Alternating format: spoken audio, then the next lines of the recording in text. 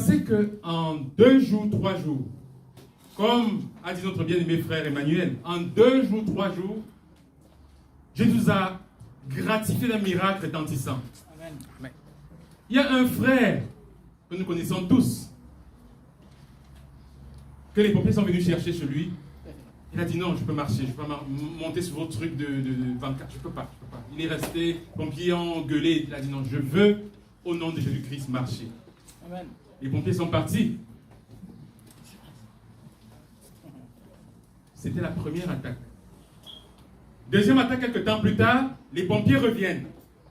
Et même chose, mais cette fois-ci, les pompiers ont dû hausser le ton pour que le frère puisse être porté. Je ne sais pas si vous vous rendez compte jusqu'à où la foi d'un homme peut le mener à marcher alors qu'il vient de faire 2 attaques cardiaques. Nulle part je n'ai vu ça. J'ai regardé sur Internet, j'ai fait des statistiques. J'ai vu qu'au bout de 2 attaques, la personne est totalement paralysée. Et à la 3e, la personne meurt. Je n'ai pas vu une personne qui a fait 3 attaques sur terre. Mais notre frère ne voulait même pas être transporté. Une fois qu'il était à l'hôpital, on lui a mis les perfusions, il les a enlevées. Jésus-Christ, Jésus-Christ. Jésus-Christ tout le temps, Jésus-Christ. Pendant qu'on faisait l'opération, il n'était pas en anesthésie générale, parce qu'il voyait ce qui est dans son ventre. Il voyait comment on mettait des ressorts dans ses artères. Mais dans son cœur, il y avait toujours ce mot fleurissant, cette lumière, Jésus-Christ, Jésus-Christ, Jésus-Christ. Et c'est comme cela que moi qui suis dans le milieu scientifique, je me suis toujours dit qu'au bout de 2 attaques, il faut au moins 1 mois, 2 mois de rétablissement, parce que c'est ce que nous avons vu dans le milieu scientifique. Mais au bout de 3 jours, 4 jours, le frère était déjà chez lui. Amen. J'ai voulu voir ça de mes yeux. Je suis allé dimanche, j'ai vu quelqu'un qui sautait, qui était joyeux, qui dandinait, qui... Je dis, mais c'est pas possible. Je suis resté ébahi jusqu'aujourd'hui. Je n'en reviens pas, parce que le frère continue de sauter comme un enfant de 18 ans. Amen. Gloire à Dieu! Gloire à Dieu, amen. Gloire à Dieu. Vous savez, il fait chaud, c'est vrai, on est fatigué, etc. Mais en nous brûle le désir de glorifier Dieu, afin qu'il entende cette ferveur de la joie que nous avons de la voir pour Père qui est dans les cieux. Et bien aimé dans le Seigneur, c'est une petite parenthèse. Je vais commencer donc à parler de ce pourquoi le Seigneur m'a mis à cœur aujourd'hui. Aujourd'hui, mes bien-aimés dans le Seigneur, je me suis rendu compte que nous ne marchons pas selon l'obéissance à la parole de Dieu. Le Seigneur m'a mis à cœur qu'il y a beaucoup de choses à faire, spécialement dans cette assemblée. Le Seigneur m'a fait regarder le livre de l'Apocalypse, les lettres de Jésus-Christ adressées aux églises. Et il nous a fait voir comment nous ressemblons plus à l'église de Sardes, un peu à l'église de Laodicée. Mais nous ne sommes pas encore l'église de Philadelphie. Cela veut dire quoi? Qu'il y a très peu qui sont sauvés parmi nous. Pourquoi? Qu'est-ce que nous avons vu il y a cela 2 semaines? Nous avons vu, mes bien-aimés dans le Seigneur, que quand notre Père qui est dans les cieux veut sauver, il s'en fout de la quantité. Parce que dans les cieux des cieux, il n'y a pas 1 milliard ou 1000 milliards. Il y a des myriades et des myriades de créatures qui le louent. Il n'a pas besoin de la terre. La terre est insignifiante, un petit rien du tout. Il a besoin de quelques hommes. 8 au temps de Noé. 2 ou 3 qu'elle a détruit Sodome et Gomorrhe.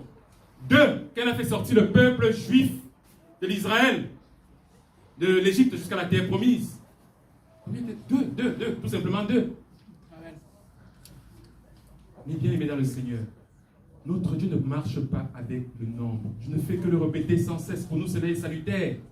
Mais, comme notre grand frère a fait une prière en disant que je ne veux que personne ne périsse, que personne ne se perde, mais que tous parviennent à la connaissance et à la vie éternelle. Voilà pourquoi nous ferons 100, 200, 300 kilomètres pour venir prêcher la bonne nouvelle du royaume. Selon qu'il est écrit, allez dans tous les carrefours, allez annoncer la bonne nouvelle, le royaume des cieux est parmi nous.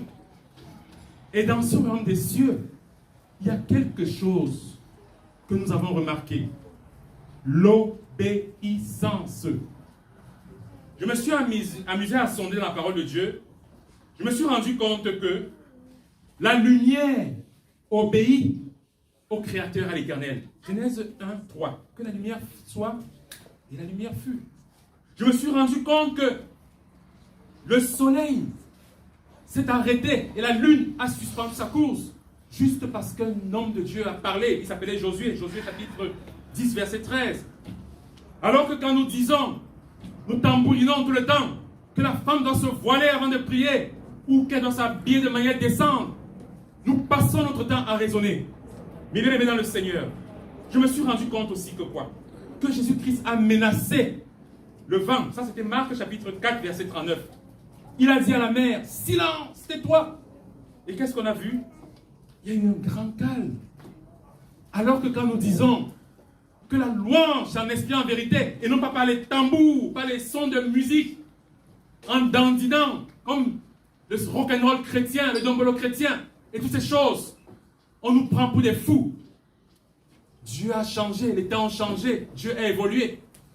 Voilà ce qu'on nous dit. Qu'est-ce que j'ai vu dans la parole de Dieu? J'ai vu que la terre obéit à l'Éternel, que la terre produise de la verdure. Genèse chapitre 1, verset 11. Et il y a eu de la verdure. J'ai vu que les poissons, les grands poissons, obéissent à l'Éternel. Comme le Seigneur a dit aux grands poissons d'avaler Jonas. Et Jonas a été englouti. Ensuite, l'Éternel a dit, relâche Jonas. Et le poisson obéit. Et quand nous disons qu'il n'y a aucune fête dans la nouvelle alliance en Jésus-Christ, ni les fêtes de Pâques, de Pentecôte, de Noël, d'anniversaire, toutes ces choses, on nous prend pour des fous.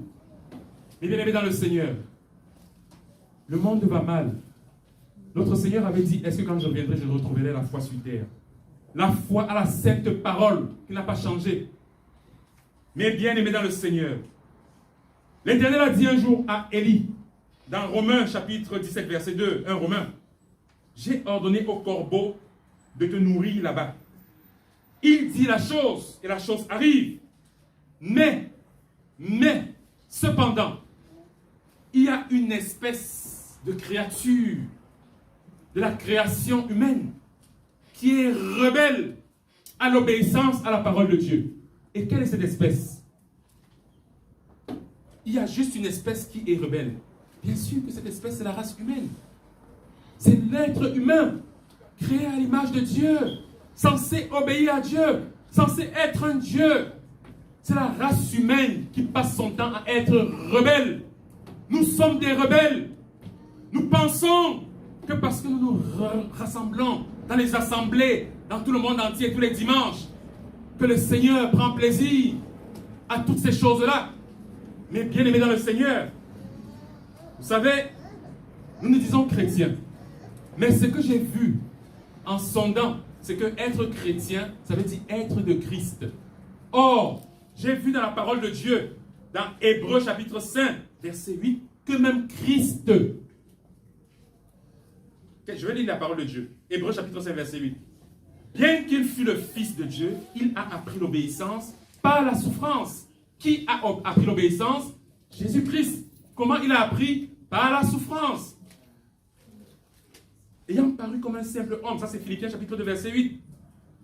Ayant paru comme un simple homme, il s'est humilié lui-même, se rendant obéissant jusqu'à la mort, même jusqu'à la mort à la croix.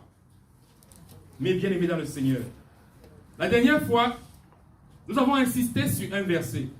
C'est un verset que tout le monde connaît, même les religieux, tout le monde cite, même les païens. Il est écrit, l'obéissance vaut mieux que le sacrifice, et la désobéissance est semblable est aussi coupable que la divination. Mais bien aimé dans le Seigneur, j'ai croisé plusieurs traductions. Et je me suis rendu compte que la désobéissance qui est coupable, comme la divination, en d'autres termes, ça veut dire que désobéir à Dieu, c'est comme la sorcellerie. C'est comme la magie. Quand on désobéit à Dieu, on est comme un sorcier. Mais bien aimé dans le Seigneur, c'est ça la divination. La divination, c'est quand tu désobéis à la parole de Dieu. Écoutez. Qu'est-ce que j'ai vu dans la parole de Dieu? J'ai vu dans la parole de Dieu, dans Exode chapitre, 22, 18, j'ai vu dans la parole de Dieu que le sorcier, l'enchanteur, le magicien ne doit pas vivre. Il doit être mis à mort. Pour connaître la gravité d'un péché devant le Seigneur, il faut regarder la sentence de ce péché. Je répète, pour connaître la gravité d'un péché devant le Seigneur, il faut regarder la sentence. Or, il est écrit dans la parole de Dieu, dans Exode chapitre 22, verset 18, et dans d'autres livres, je pense Lévitique, que l'enchanteur, que le sorcier, que la sorcière soient mis à mort. Qu'on les tue, ces gens-là. Donc ça veut dire que quoi? Devant le Seigneur, parce que nous sommes des désobéissants, nous sommes passibles de mort. Mais bien aimés dans le Seigneur, avalons le rouleau. Posons les fondements. Il est écrit dans la parole de Dieu. J'ai vu, qu'est-ce que j'ai vu dans la parole de Dieu? C'est Lévitique. Je vais un peu essayer de m'attarder sur les Lévitiques. Lévitique, c'est la loi de Moïse, c'est la loi qui a été donnée à Moïse. J'ai essayé de voir tous les péchés qui conduisaient à la mort. Bon, pas tous, je ne vais pas tous les énumérer ici, mais j'ai vu que c'était des péchés assez rocambolesques, assez bizarres pour nous. Exemple, dans la loi de Moïse, il est écrit, si un homme commet un adultère avec la femme de son prochain, l'homme et la femme adultères seront punis de mort. Si un homme couche avec la femme de son père et découvre ainsi la nudité de son père, cet homme et cette femme seront punis de mort. Si un homme couche avec sa belle-fille, ils seront tous deux punis de mort. Si un homme couche avec un homme comme on couche avec une femme, ils ont fait tous deux une chose abominable. Abominable, le degré aussi puissamment élevé que le péché. Abomination, abominable. Et ils seront punis de mort. Si un homme couche avec une bête, il est élevé dans le Seigneur, il sera puni de mort. Etc., etc., etc. Mes amis dans le Seigneur, c'est grave de désobéir. Peut-être aujourd'hui, on ne tambourine pas, on ne parle pas avec autant d'énervement, de colère par rapport à la désobéissance. Mais c'est une colère spirituelle. Parce que la dernière prière sacerdotale de notre grand frère, le Seigneur Yeshua Mashiach, dit Jésus-Christ en français, c'est que nul ne périsse, mais que tous parviennent à la connaissance et à la vie éternelle. Et le temps a passé, et on ne parle même plus de toutes ces choses-là. Mais bien aimés dans le Seigneur, ce sont que des rappels. La dernière fois, il y a cela 2 semaines, nous avons vu que un des aspects de l'obéissance, c'était la soumission. Est-ce qu'aujourd'hui, il existe des gens qui sont soumis à Dieu? Est-ce qu'il existe des gens qui sont soumis aux autorités? Est-ce qu'il existe des gens qui sont soumis à leur maître, à leur patron? Jacques chapitre 4, verset 7. Soumettez-vous donc à Dieu. Dieu n'a pas changé, mes amis. Dieu ne change pas. Le temps change. 1000 ans, comme disait notre frère Emmanuel, c'est comme un jour devant Dieu. 2000 ans, 3000 ans, 4000 ans, 5000 ans. Mais c'est quoi 10 000 ans? C'est quoi 1 milliard d'années devant l'Éternel? Son nom, c'est l'Éternel. Il a créé le temps.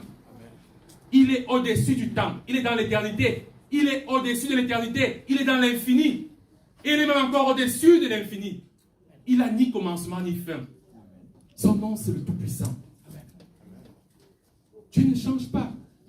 Et ici, on ne peut pas se dire disciple de Jésus-Christ. Et comme les religieux changent, ils mettent la musique, ils ne mettent pas le voile, ils sont désobéissants, ils sont rebelles. Les femmes engueulent leur mari à la maison. Les maris ne prêchent plus. Ils ont honte, ils passent le temps à zapper devant le football. Tout ça. Et on se tait. En vertu de quoi on va se taire, mes amis dans le Seigneur?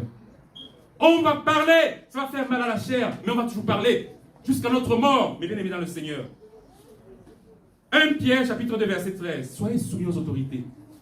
Parce que toute autorité est établie par Dieu. Est-ce que vous pensez que c'est la volonté de Dieu que les gens manifestent dans les rues? Et je ne parle même pas des chrétiens qui passent aussi leur temps à manifester. Imaginez-vous Jésus-Christ en train de manifester. Oui, les retraites. Oui, c'est monté, c'est descendu. Oui, non à l'avortement. Oui, non à ceci. Mais bien aimé dans le Seigneur. Et imaginez-vous Jésus-Christ en train de se rebeller. Alors que dans Ésaïe 53, il est dit qu'il n'a point ouvert la bouche. On l'a frappé, fouetté, déchiré sa barbe, craché sur lui. Il n'a point ouvert sa bouche. Comme une faible plante. Mes amis dans le Seigneur, nous devons être comme une faible plante. Parce que c'est quand on est faible qu'on est fort. Mais bien aimé dans le Seigneur. Je vais continuer en rappelant à tous les enfants de Dieu que nous devons être soumis aux anciens. C'est vrai, Aujourd'hui, on peut se dire, oui, ils sont vieux, ils ont les cheveux blancs, ils ne maîtrisent plus tout, etc. etc. Non. Les anciens ont beaucoup travaillé. Je ne veux pas flatter l'ego. Mon frère Tommy ou frère Isnor et autres. Mais ce sont des frères qui ont travaillé dans le Seigneur. Même si aujourd'hui ils ont des cheveux blancs, même s'ils semblent fatigués, etc. On doit écouter le sage. Et bien aimé dans le Seigneur, et ce n'est pas tout. Les conducteurs aussi. Parce que ce n'est pas facile. Le conducteur sera traité plus sévèrement. Si moi je ne lis pas la parole de Dieu et que je vous fais de la philosophie, quelle est la différence entre moi et un religieux d'une religion pentecôtiste, adventiste, catholique, etc., qui vient nous faire de la grosse philosophie? Je préfère lire pour mon âme. Pour mon âme, je préfère lire la parole parce qu'il est écrit, prêche la parole. La parole est rien que la parole. Tout ce qui est hors de la parole, c'est l'intelligence humaine. Mais tout ce qui est dans la parole, c'est la parole de Dieu. Qu'est-ce qu'on doit choisir? Obéissez, obéissez, obéissez. C'est vrai que depuis qu'on est tout petit, on nous apprend, obéir, obéir. Oh, non, obéis, fais ceci, fais ceci, fais cela, fais cela. Obéis. Mais mes bien aimés dans le Seigneur, n'oublions jamais que l'orgueil précède la chute et l'humilité précède la gloire. Celui qui veut que nous soyons rebelles, c'est celui qui a chuté à cause de la désobéissance. Parce qu'il a chuté à cause de la désobéissance, il veut aussi que nous chutons à cause de la désobéissance. Mais parce que nous comprenons aujourd'hui que nous ne devons pas désobéir, nous n'allons pas chuter à cause de la désobéissance. Et d'ailleurs, nous n'allons même pas chuter du tout. Parce que vous connaîtrez la vérité et la vérité vous affranchira. Jésus-Christ a dit, si quelqu'un m'aime, il gardera ma parole et mon Père l'aimera. Nous viendrons à lui, nous ferons notre demeure chez lui et nous allons habiter avec le Seigneur. Amen. Voilà, c'était pour récapituler tout ce que nous avons vu il y a cela 2 semaines. Aujourd'hui, il est question d'aborder toujours l'obéissance, mais dans un angle plus complexe. Un angle qui est très, très subtil, ne pas dire difficile, non. Il n'y a rien de difficile quand le Saint-Esprit est là. Nous allons aborder l'obéissance sur le point de vue de la chair. Cela veut dire que quoi? Cela veut dire que un jour, l'apôtre Paul, il a crié, « Misérable que je suis, je ne fais pas le bien que je veux, mais je fais le mal que je hais. » Cela veut dire que Paul avait conscience que, même si il avait cette connaissance depuis les études avec Gamaël, ou bien même la connaissance par le Saint-Esprit, il avait toujours du mal à faire le bien qu'il voulait. Cela veut dire que Paul a souffert de cette condition dans laquelle nous souffrons aujourd'hui. Mais bien aimés dans le Seigneur, soyons honnêtes. Il fait chaud. Les femmes sont dénudées. Mais les hommes regardent. Même les enfants de Dieu regardent. Il fait chaud.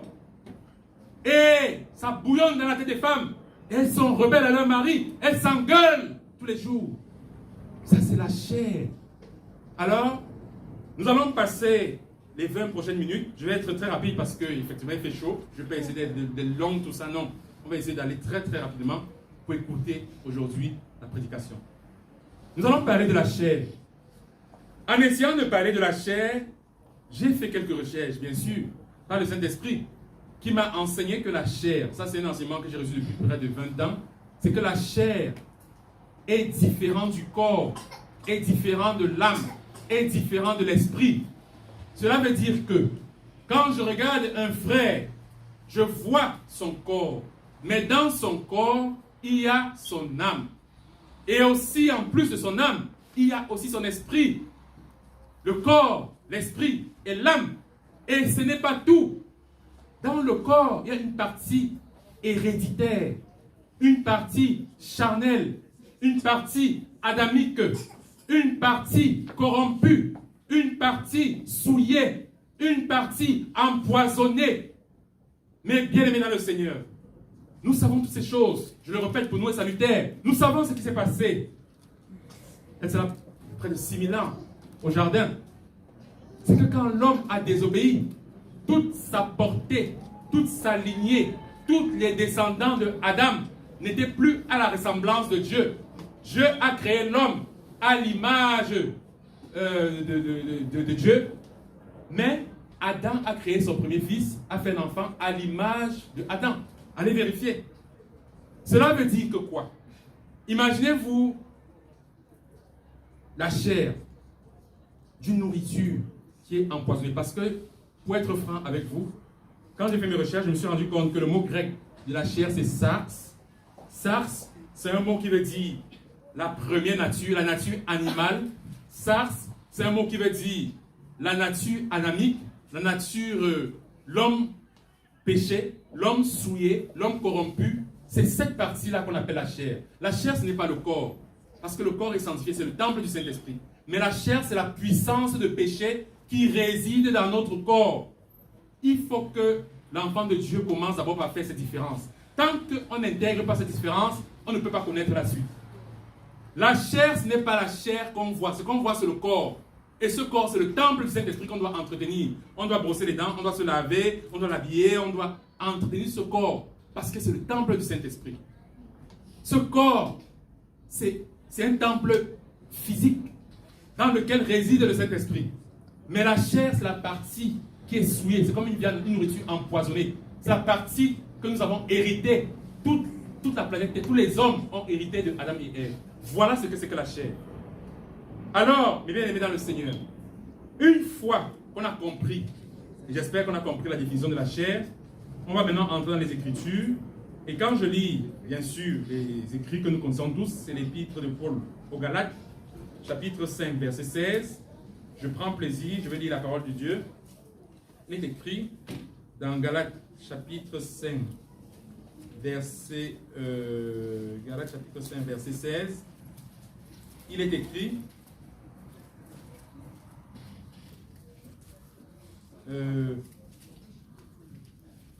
Galates chapitre 5, verset 16.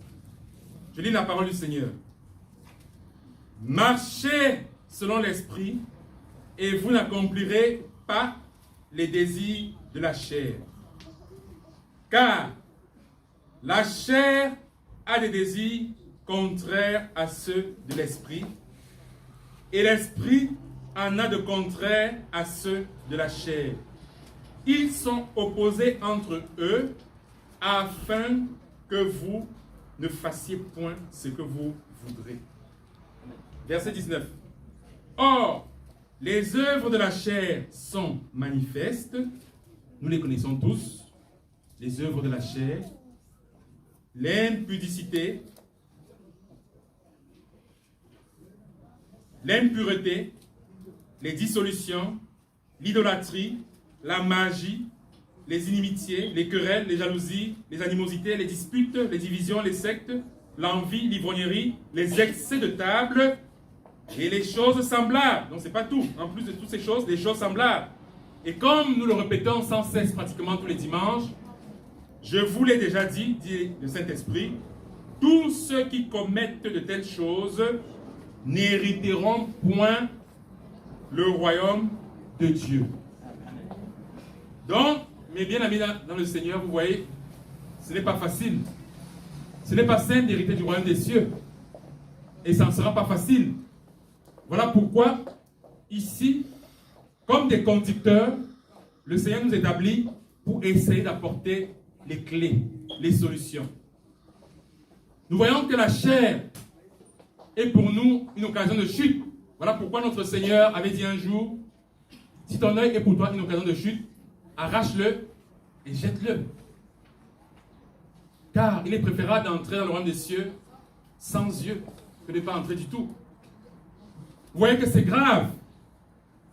Si on vient le dimanche faire ce qu'on appelle une évangile bonbon, évangile, oui, tout est bon, tout va bien, oui, il faut abandonner le péché, tout ça, machin truc. C'est bien, mais ce n'est pas suffisant.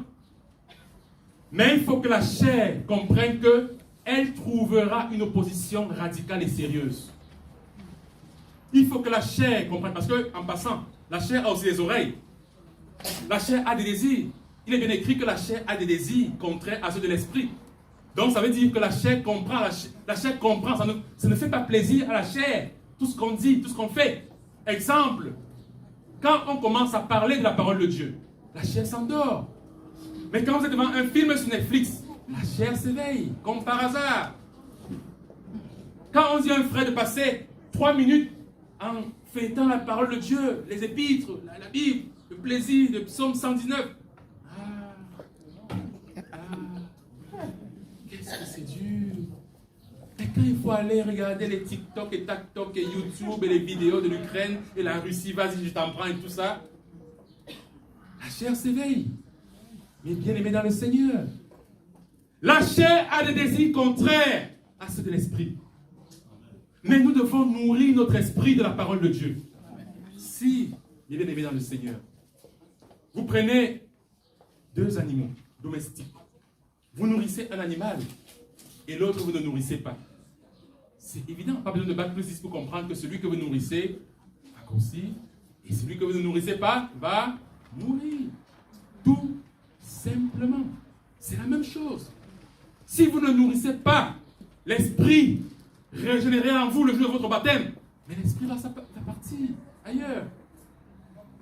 Et vous serez un chrétien tiède. Et que dit notre Seigneur? Je vous vomirai.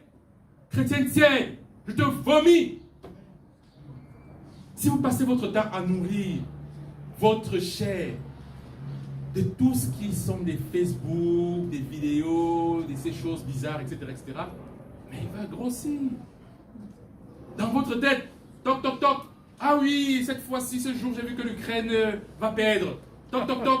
Ah oui, Haïti, c'est grave, etc. Toc, toc, toc.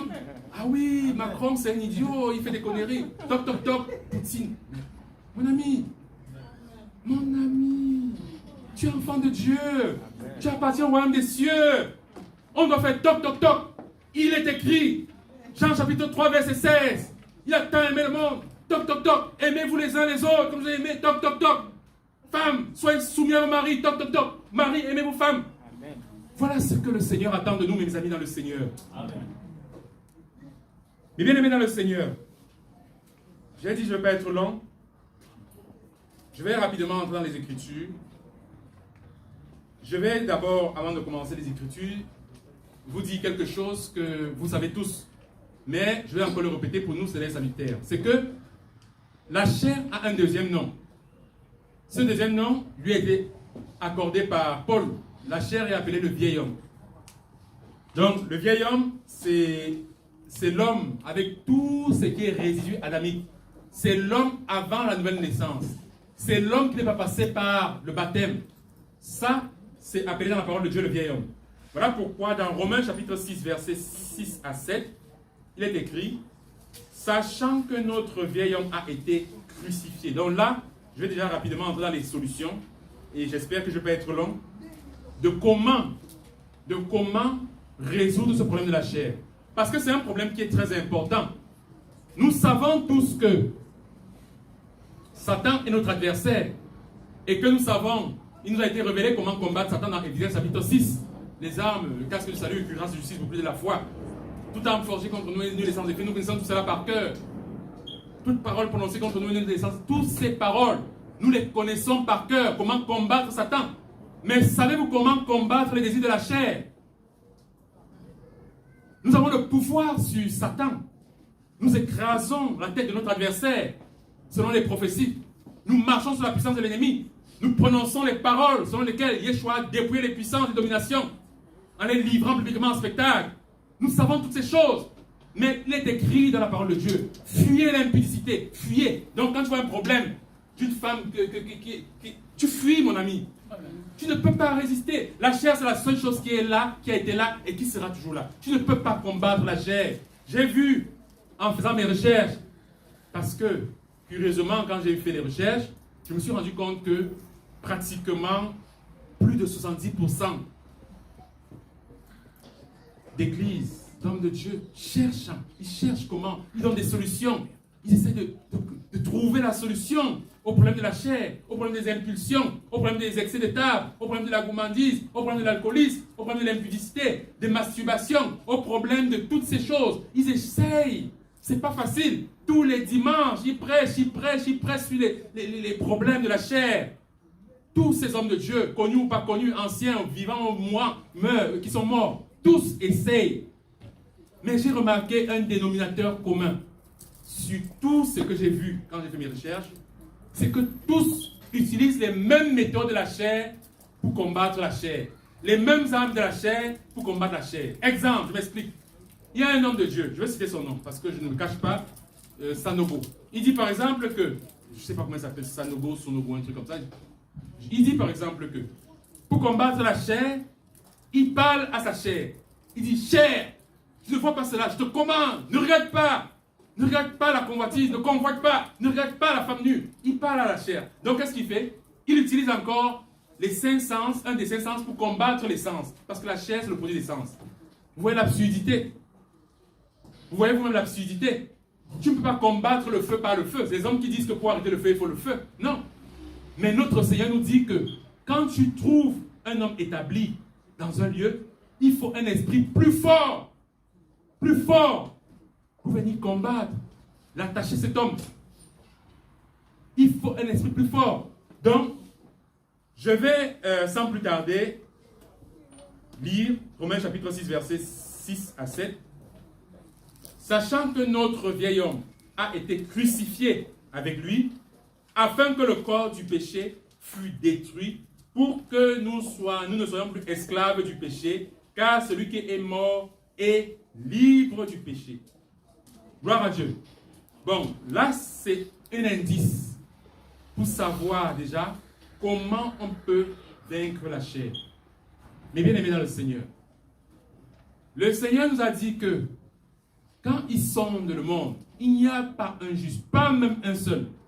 Quand il regarde tous les hommes de la terre, tous, et il a dit dans l'Ancien Testament, et il a repris dans le Nouveau Testament, il n'y a pas un seul juste, pas même un seul. Parce que tous les êtres humains essayent par leur propre manière, par leur propre intelligence, par leur propre sagesse, par la religion, par tout ce qu'on leur a appris depuis des générations. Ils essayent de combattre le péché. Mais il se lève un beau matin, il dit, j'ai encore péché. Qu'est-ce que je vais faire? Je me suis encore engueulé. J'ai encore manifesté la colère. J'ai encore regardé avec convoitise le bien de l'autre. J'ai encore mal pensé de mon frère et ma soeur dans mon cœur. Ce n'est pas facile, bien sûr. C'est un problème. Parce que ce problème consiste en ce qu'on appelle une porte d'entrée de Satan dans nos vies. Exemple, quand vous disputez avec votre épouse, le grand péché n'est pas forcément la dispute, bien que la dispute déjà c'est un fruit de la chair qui va vous mener à l'enfer. Mais c'est quand notre adversaire va voir cette porte de dispute, il va entrer et va s'installer jusqu'à proposer des solutions. Et sa solution radicale, celui qui vient pour dérober, égorger, tuer, séparer, c'est la séparation. Mais bien aimé dans le Seigneur, nous disons ces choses de manière peut-être allégorique et rapide comme ça. Mais il faut savoir une chose, c'est que effectivement on a le pouvoir de combattre facilement notre adversaire Satan, le diable, et les sorciers, et les sorcières, et les magiciens, toutes ces choses. Mais on n'a pas le pouvoir facile de combattre notre propre chair. Parce que même la parole de Dieu dit, fuyez l'impudicité. De tous les péchés qui existent, c'est le seul qui se passe dans notre propre corps. Comment peux-tu te combattre toi-même? C'est très compliqué. Je vous dis, j'ai un peu passé le temps sur Internet, j'ai vu que tout le monde essaie de comprendre les solutions. Mais très peu sont ceux qui apportent des solutions selon la parole de Dieu. Moi, la grâce que le Seigneur m'a faite, c'est qu'au jour de ma conversion, j'ai connu un homme de Dieu qui aujourd'hui est très âgé, mais il est toujours en forme, il est vivant. Il a près de 96 ans aujourd'hui. Son nom, c'est Henri Viomura, je ne cache pas les noms. Henri Viomura. Le ministère pour lequel Dieu l'avait établi sur terre, c'est la marche par l'esprit. Et quand on lui tend un micro dans une assemblée, depuis pratiquement aujourd'hui plus de 60, voire 70 ans, il ne parle que d'une chose. Marcher par l'esprit. La marche par l'esprit. Crucifier la chair et la marche par l'esprit. Il ne sait pas autre chose. Romains chapitre 6, verset 3 à 11. Romains chapitre 6, verset 3 à 11. Il est écrit, ignorez-vous. Romains chapitre 3, Romains chapitre 6.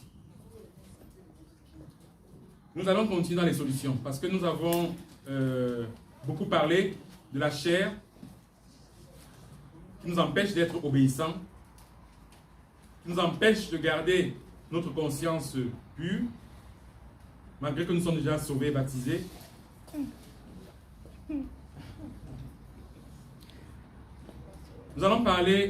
Nous parlons de la chair. Romains chapitre 6, verset 3 à 11. Il est écrit: Ignorez-vous que nous tous qui avons été baptisés en Jésus-Christ, c'est en sa mort que nous avons été baptisés.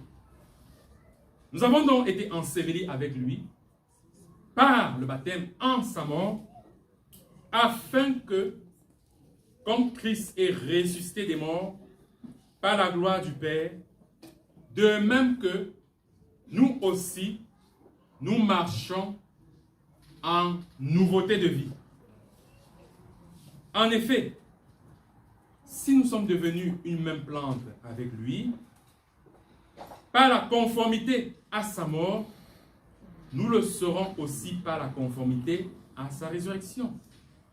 Sachant que notre vieil homme, la chair, a été crucifié avec lui, afin que le corps du péché fût détruit, pour que nous ne soyons plus esclaves du péché. Car celui qui est mort est libre du péché. Or, si nous sommes morts avec Christ, nous voyons que nous vivons aussi avec lui. Sachant que Christ, ressuscité des morts, ne meurt plus. La mort n'a plus de pouvoir sur lui, car il est mort. Et c'est pour le péché qu'il est mort, une fois pour toutes. Il est revenu à la vie, et c'est pour Dieu qu'il vit. Ainsi, nous-mêmes, regardons-nous comme vivants pour Dieu en Jésus-Christ. Amen. Amen. Bon, bien aimé dans le Seigneur, je dois vous avouer que ce Romains chapitre 6, versets 3 à 11, c'est la clé d'une vie de résurrection en Jésus-Christ. Cela veut dire que quoi? Quand notre Seigneur Jésus-Christ dit que celui qui m'aime porte sa croix et me suive, certaines personnes mal raffermies vont porter leur croix, comme au Brésil, ou en Amérique latine, ou en Afrique, et suivre le chemin de croix comme font les catholiques. Non, non, non, non, non, non, et non, et non. Quand notre Seigneur Jésus-Christ dit que celui qui m'aime porte sa croix et me suive, cela veut dire que chaque matin, quand on se lève, il faut réinitialiser le logiciel. En informatique, c'est comme un ordinateur qui est avec des virus. Il faut un antivirus. En cuisine, c'est comme une nourriture qui est empoisonnée. Il faut l'antipoison. Mais bien aimé dans le Seigneur, la chair qui est souillée, c'est comme quelque chose qui est totalement irrécupérable. Il faut une solution. Or, la solution, comme je vous ai dit, on ne peut pas solutionner le problème de la chair parce que c'est gâté, c'est gâté. Comme disent les Ivoiriens, quand c'est gâté, c'est gâté. La solution que notre Seigneur a trouvée, c'est la mort. Notre grand maître, le créateur du ciel et de la terre, le grand El Shaddai, Yahvé, notre Adonai, notre Seigneur, il a trouvé une méthode drastique selon sa loi. C'est qu'il a envoyé dans une chair semblable à la nôtre son Fils unique, c'est-à-dire sa parole qui est sortie de dans lui, qui est entré dans le monde dans une chair semblable à la nôtre pour la crucifier définitivement. Cela veut dire que quoi?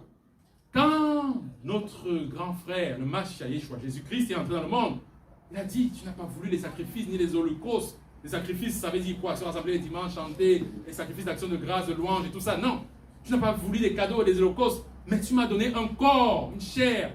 Et je dis, me voici, ô Dieu, pour faire ta volonté. Or, la volonté de notre Seigneur, de notre Dieu Tout-Puissant, c'était que ce pouvoir de la chair qui était totalement insolvable par l'homme lui-même, il ne peut pas résoudre ce problème. Il a sali, il a gâté, mais il ne peut pas arranger. C'est que quelqu'un vienne arranger ce problème à sa place. C'est ainsi que notre Seigneur est venu pour mourir. Il est né pour mourir. À sa naissance, il savait déjà qu'il allait mourir et qu'il allait avoir une chair crucifiée.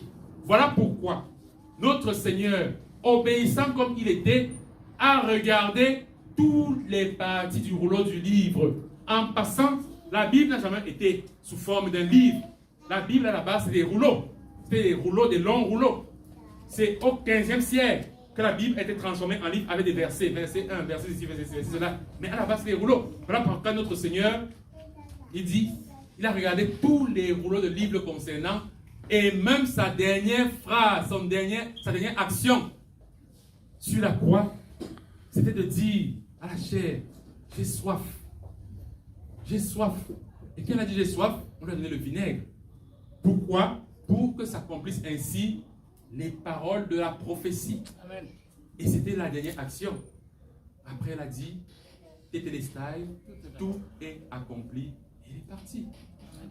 Donc, ce que nous devons retenir pour avoir la victoire sur la chair, ce n'est pas facile. On ne peut pas par nous-mêmes. On ne peut pas faire comme font les religieux. Oui, je parle à la chair. Je parle... Non, on ne peut pas.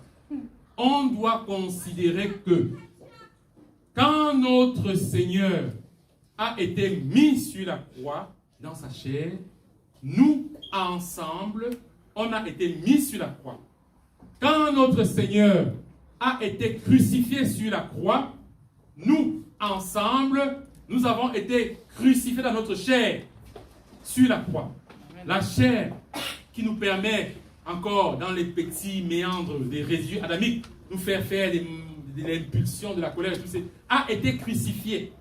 Nous devons savoir que quand Yeshua, notre Seigneur Jésus, a été enseveli, ensemble, nous avons été ensevelis avec lui.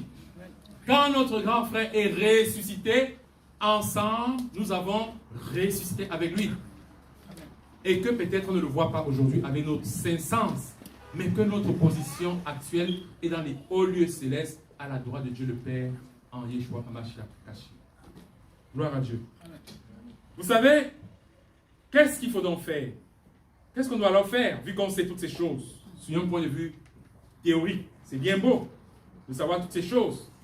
Mais j'ai fait quelques recherches aussi dans la parole de Dieu, qui est merveilleuse. Je me suis rendu compte que, effectivement, dans Colossiens chapitre 2, verset 12 à 13, il faut se rappeler que, ayant été ensevelis avec lui par le baptême, vous êtes aussi ressuscités ensemble avec lui. C'est ce que je viens de dire tantôt. Par la foi. Donc ça veut dire que nos sens ne voient pas. C'est par la foi. En la puissance de Dieu qui a ressuscité Jésus-Christ entre les morts. Vous étiez morts par toutes vos offenses et par l'incirconcision de notre chair. Il vous a rendus à la vie avec lui en nous faisant grâce pour toutes nos offenses. Là, mes bien-aimés dans le Seigneur, c'est une révélation qui est fondamentale.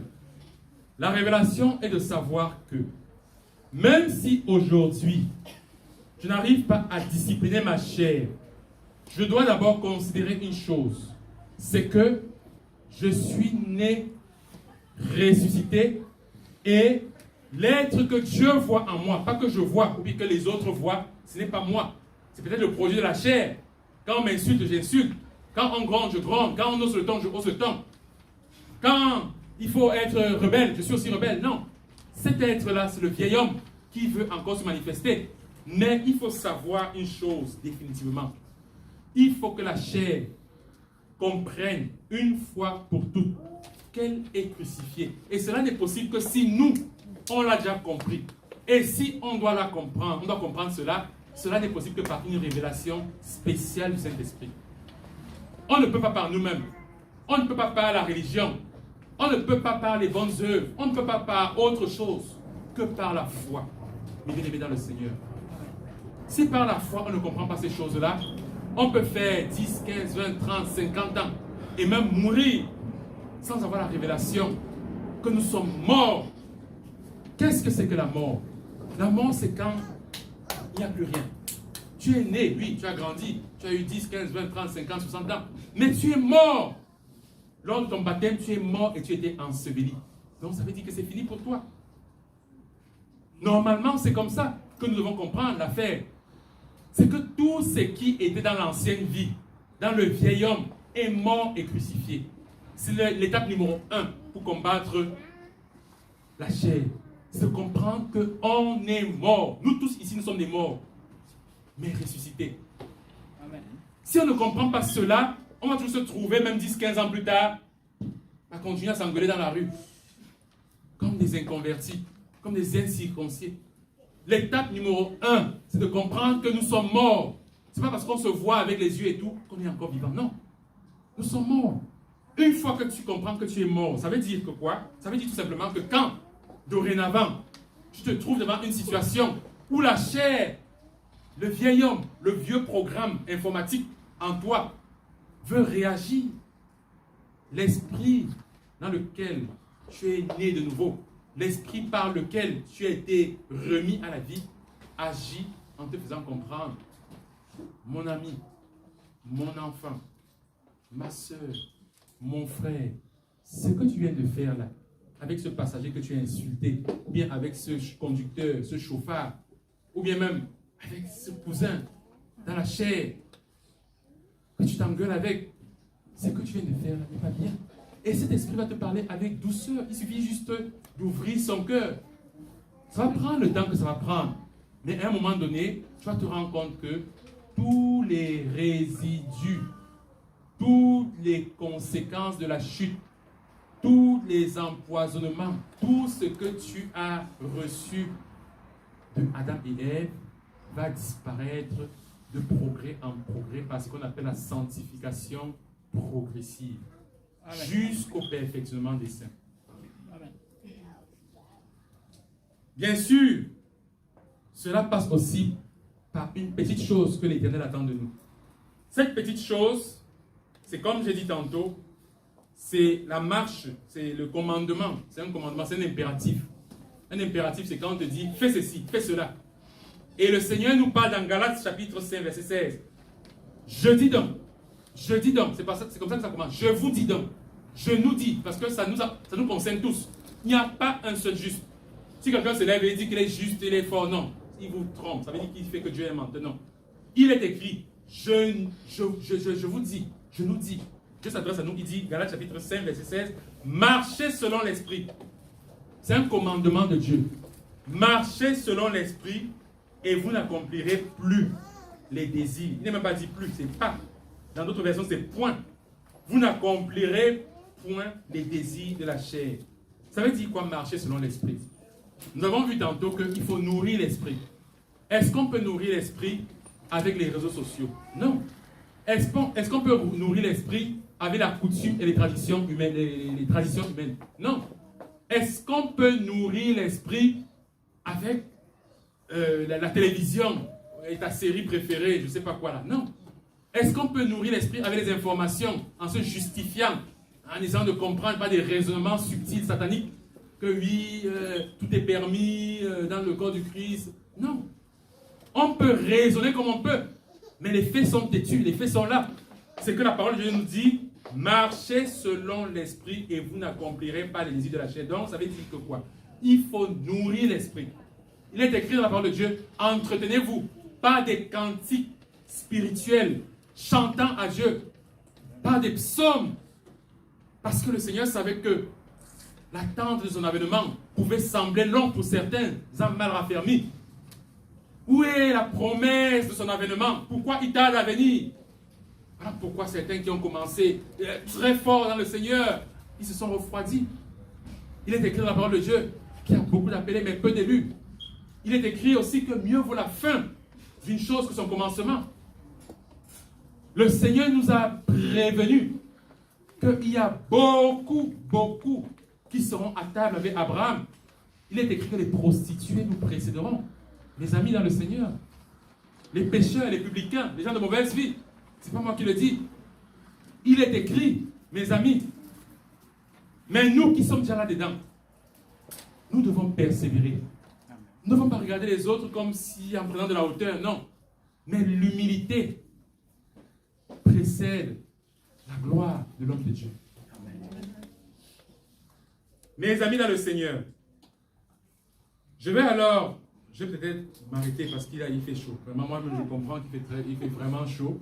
Je vais m'arrêter et je vais vraiment solliciter l'aide de notre meilleur ami, notre enseignant, le Saint-Esprit, afin que s'il existe encore un frère ou une sœur qui n'est pas circoncis de cœur par l'Esprit, s'il existe encore un frère ou une sœur qui n'a pas reçu le Saint-Esprit dans son cœur et dans sa famille, s'il existe encore quelqu'un qui ne sait pas ce que c'est que marcher selon l'Esprit, que le Saint-Esprit se manifeste puissamment comme au jour de la Pentecôte.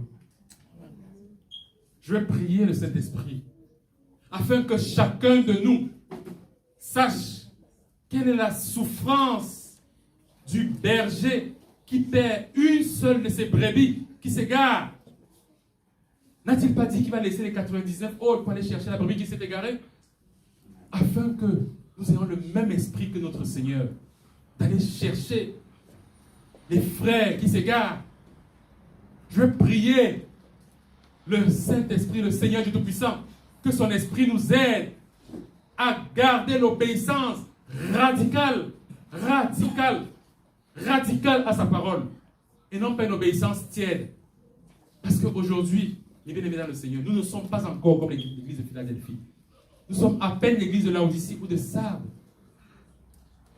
Nous ne sommes pas encore cette église qui se lève le dimanche, qui prend des pancartes, qui va à Barbès proclamer la parole puissante du royaume des cieux, selon qu'il est écrit. Allez dans tous les carrefours, annoncez le royaume des cieux est parmi vous. Nous ne sommes pas encore cette église puissante, mais nous sommes encore comme l'église de Sardes, que le Seigneur dit, tu es une église faible, tu manques cette force.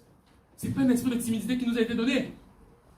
Moïse avait dit, ah oui, je ne sais pas parler, ma langue et machin truc. Le Seigneur a dit, mais ce n'est pas moi qui ai créé la langue.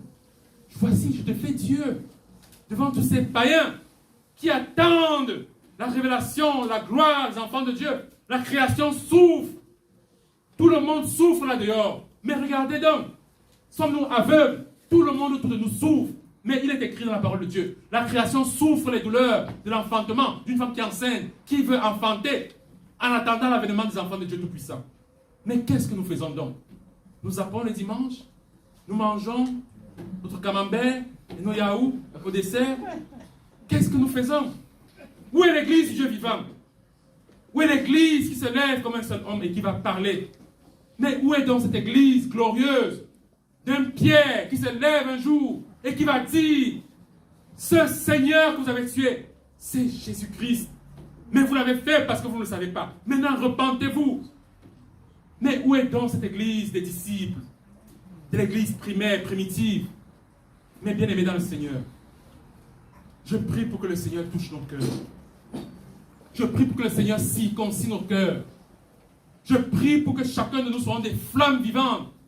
Je prie pour que nous soyons des feux vivants. Je prie pour que nous soyons le sel de la terre. Des pierres autour de nous. Je prie pour qu'on se lève de notre timidité récurrente et maladive et satanique.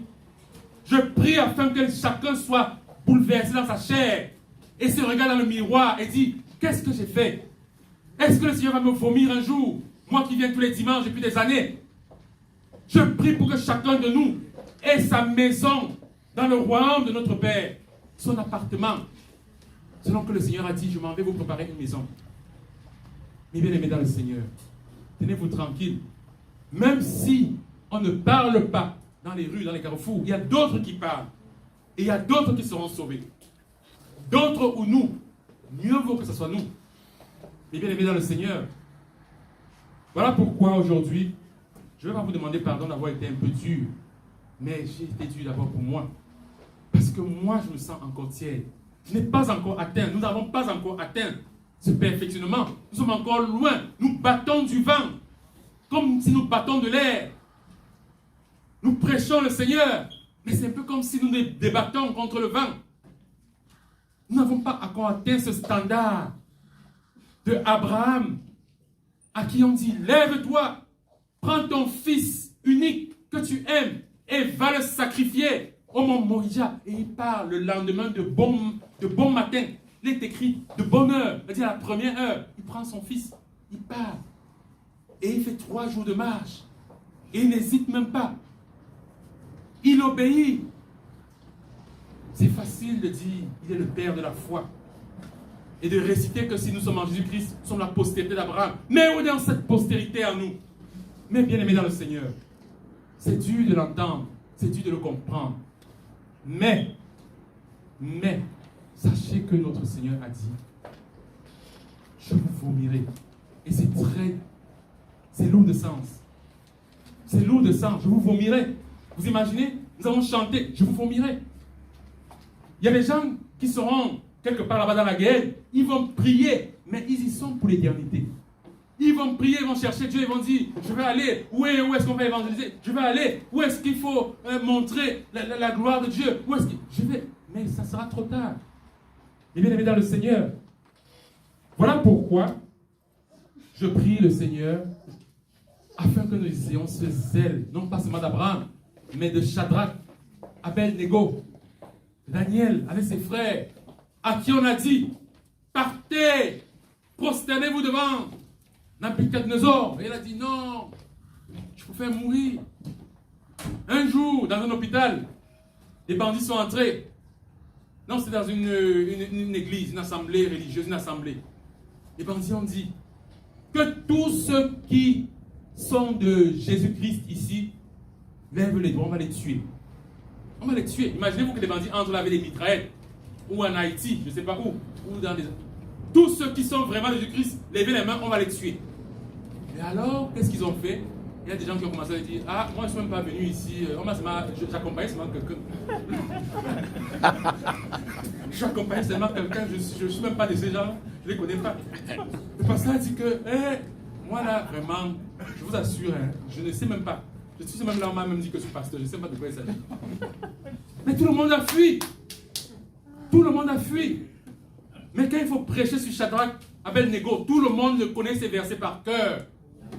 Mais bien aimé dans le Seigneur, sommes-nous donc comme Jonas, à qui on dit va à Ninive et va à Tarsis? Mais bien aimé dans le Seigneur, non. Portons notre croix et suivons notre Seigneur Jésus-Christ. Que Dieu vous bénisse. Amen.